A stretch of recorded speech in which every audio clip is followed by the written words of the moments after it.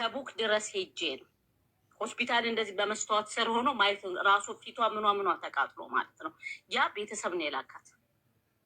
ኢትዮጵያ ላይ ፓስፖርት ሲሰጥ ህግ የለም፣ መታወቂያ ሲሰጥ ህግ የለም። ካለ እድሜያቸውን የሚመጡት በጣም ህፃናቶች ናቸው የሚመጡት። ምንም ስትረስ ውስጥ ይገባሉ። ለስራ ብቁ አይደሉም። እነዚህ ልጆች የሚወጡት በህገ ወጥ አይደለም እኮ በእግራቸው አልመጡም፣ በአይሮፕላን ነው አይደል የመጡት። መጀመሪያ መታወቂያ ሲያወጡ ኢሚግሬሽን ወረህመቱላሂ ወበረካቱ።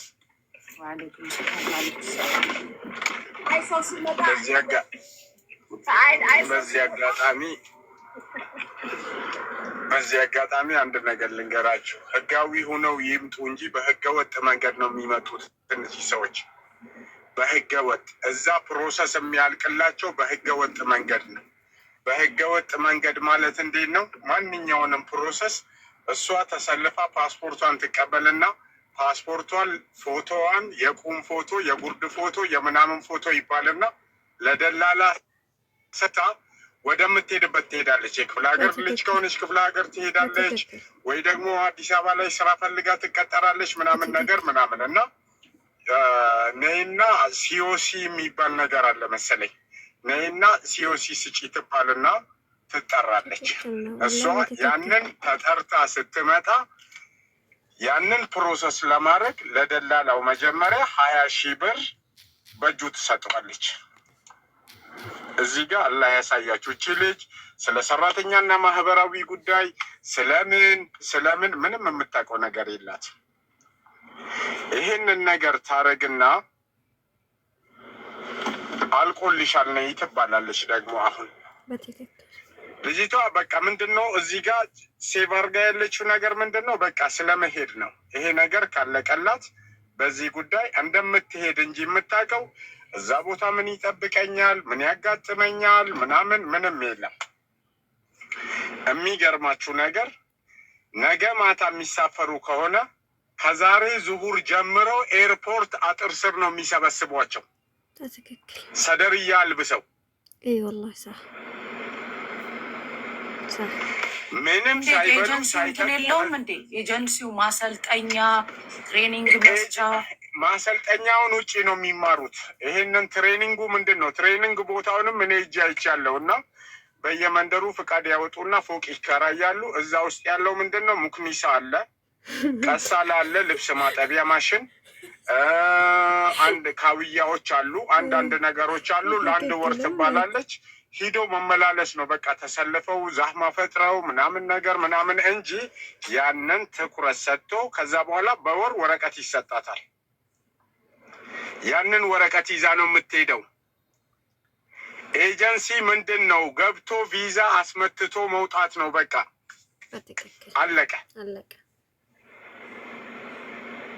እንጂ ስለ መብትና ግዴታቸው እስከ የት ድረስ እንደሆነ አያውቁም በብዛት። እኔ ልንገራችሁ፣ እዚህ ደግሞ ይገባሉ። እዚህ ሲገቡ አሰልፈው ፀሐይ ላይ እኔ ፓርኪንግ ስር እንኳን ቢያስቀምጧቸው ደስ ይለኛል ወላሂ። ገና ተደውሎ ምን ተብሎ ሹፌር እስኪመጣ ምናምን ነገር ምናምን ተብሎ ፀሐይ ላይ ሜዳ ላይ ሰብስበው ያስቀምጧቸዋል። ይኸው እንግዲህ ይሄንን ነገር እነዚህ ሰዎች ስለሚሄዱበት ሀገር ምንም አያውቁም። ምንም አይነት ኢንፎርሜሽን የላቸውም። ምን እንደሚጠብቃቸው አያውቁም። የሚገርማችሁ ልብስ እንኳን እንዳይይዙ እዛ አያስፈልጋችሁም። ልብስ ሀገር ብር ሀገር አይደል እንደ የምትሄጂው ብለው ኤርፖርት ያስጥሏቸዋል የያዙትን ሻንጣ። ይሄንን እኔ በአይን ያየሁትን ነገር ነው እዚህ ጋር የምናገረው። ግን ይሄ ነገር ዛሬም ነገም ከነገ ወዲያ መሰራት ያለበት በሰዎች ላይ ሳይሆን፣ ሰዎች እኮ ካለው አክቲቪቲ ከኑሮ አንጻር ምናምን ግን እዚህ ጋር ደግሞ መውጣት በሚታሰብበት ሰዓት እዛ ጋር ኃላፊነትን የሚወስድ ማን ነው? አዲስ አበባ ላይ እኔ አንድ ነገር ልንገራችሁ። እኔ እዚህ ነው ያለሁት። በወኪል አንዱ ከኔ ላይ ቤት ይከራያል። ቤት አከራይቶ ከጅማ ሴቶችን እየሰበሰበ አምጥቶ ቤቴ ውስጥ ያስቀምጣል። እነዚህን ልጆች በመጀመሪያ ደረጃ ይጀርራቸዋል። ሴቶችን አዲስ አበባ ከተማ ላይ ነው የምነግራችሁ። ይሄ በእኔ ላይ የተደረገውን ነው የምነግራችሁ። ከዛ አልፎ ደግሞ እዛ ቤት ውስጥ ምን ይሰራል? እዛ ቤት ውስጥ ምን ይሰራል? ሺሻ ቤት ነው። ሺሻ ይጭሳል። እዚህ ኤጀንሲ ደበደቡ እንደዚህ ነው እንደሚባለው እዛም ቀጥቅጦ ይገዛቸዋል ማለት ነው። ከገጠር ነው የመጡት። ስለምንም ነገር አታውቅም። ወስዶ ፒያሳ መሀል መንገድ ላይ ጥሏት ቢመለስ ቁጭ ብላ ግንብ ተደግፋ ከማልቀስ ውጪ ከዚህ ቦታ ነው የመጣሁት እዚህ መልሰኝ ማለት የማይችሉ ልጆች ናቸው በብዛት። እና ከዛ በኋላ ቤቱ ታሸገብኝ እኔ ምንም በማላውቀው ነገር ማለት ነው። እንደዚህ ያደርጋሉ ኢትዮጵያ ላይ ማለት ነው። ኤጀንሲውን ተው እናንተ። ከገጠር አምጥተው ሰብስበው የሚጀርሩትን የሆነ ወዝ ያላትን ነገር ምናምን የሚጀርሩትን ይጀርራሉ። ሰው ቤት አስቀጥረው የሚያሰሩትን ያሰራሉ። ቤት ውስጥ ደግሞ ሌሎቹ ደግሞ ክሰል አቀጣጥለው ምናምን ነገር ምናምን ሺሻ ክሰል ያስተናግዳል።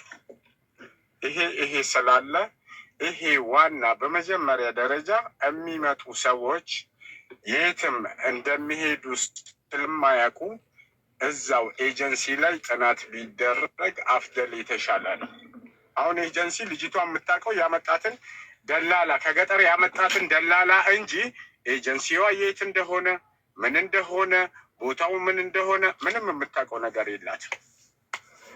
አዎ፣ ግን አሁን ኤጀንሲ ማድረግ ያለበት እንደ ኤጀንሲ እየሰራ ከሆነ ደላላ ብቻ ስላመጣ ሳይሆን ልጅቷን እዛ አስቀምጦ ከልጅቷ ጋር ማወያየት፣ ልጆቹ መንገር የሚያወጧቸው ከሆነ ማለት ነው እንጂ በደላላ ብቻ ከደላላ ጋር ዲል አድርገው እንዳደረጉት ነገር ይህ ደግሞ የሚያስጠይቃቸው ነው።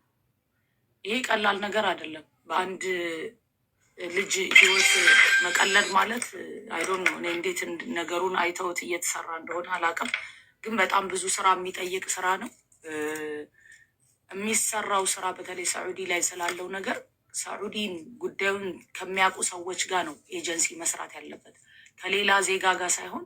ኢትዮጵያውያኖች መክፈት አይችሉም እንደ ሳዑዲ ላይ ኤጀንሲ? አዚዛ ኢትዮጵያ እንደ ኢትዮጵያዊ ኤጀንሲ ሲከፍት፣ የስዑድ አረቢያ ደግሞ እንደ ስዑድ አረቢያ ህዝቡን ለማገልገል ኤጀንሲ ይከፍታል። ለምሳሌ እኔ ስሰራበት የነበረው ኤጀንሲ የ27 ዓመት ልምድ ያለው ኤጀንሲ ነው። ክብራ ነው ይሄ። በጣም ብታይ በአይን ነው የሚያውቁት። በአይን አይተው አግብታለች፣ ፈታለች፣ ሁለት ወልዳለች፣ እች ትሰራለች፣ እች አትሰራም ይላሉ። ስለዚህ ኢትዮጵያ የራሱ ለህዝቡ እዛ ይከፍታል። ሌሎች ሀገር ኡጋንዳ፣ ኬንያ፣ ቡሩንዲ፣ ኢንዶኔሲያ፣ ስሪላንካ፣ ፊሊፒን እኮ የሀገራቸው እዛ አለ። እዛ አረቦች ዋናዎቹ ሀገራቸው ላይ አረቦች ናቸው። እዚህ ሳውዲ አረቢያ ግን እነሱ ምንድን ነው ችግር ሲኖር ወዲያው ነው ሪአክት የሚያደርጉት፣ ኮሚኒኬሽን ስላላቸው።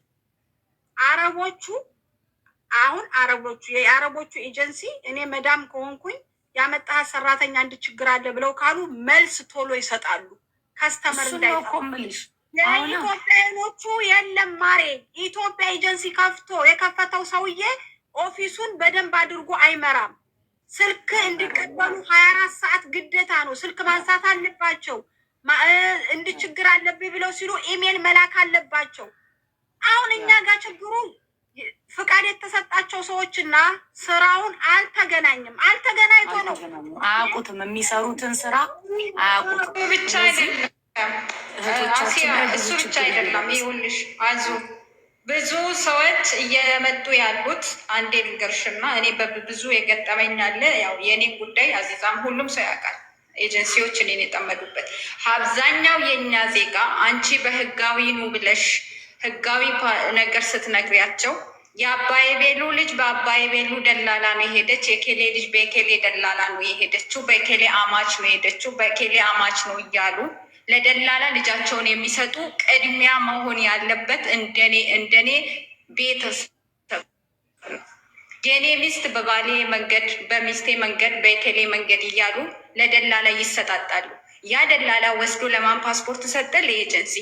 የኤጀንሲውን መንገዱን አያውቁም፣ የውሉን ወረቀት አያውቁም። የውለ ወረቀት አለው፣ የውሉን ወረቀት ተቋርጣለች። አዎ ይኸውልሽ ተቋርጠሻል። ከኢትዮጵያ ሲመጡ 7 ገጽ ወረቀት እንሰጣቸዋለን። እኔ ጋር አለ 7 ገጽ ወረቀት በአማርኛ እና በኦሮምኛ የተጻፈ ነው። ይሄንን ነገር አንብበርጉሞ ነው የሚነግራት እንጂ አሁን ይሄ ስለውሉ ስለ ፊርማው ስላለባት ግዴታ ምናምን የለም። 7 ገጽ ወረቀት በ30 ደቂቃ አንብበሽ ስታስረጃት እቺ ሴትዮ ምን እያለች ነው የምትለው። እዛው ነው የምታብደው፣ እዛው ነው የምታብደው። ለምሳሌ የመዳም ምስጢር እንዳታወጭ ብለሽ ብታያት እኔ ከመዳም ጋር መላገናኝ ትልሻለች።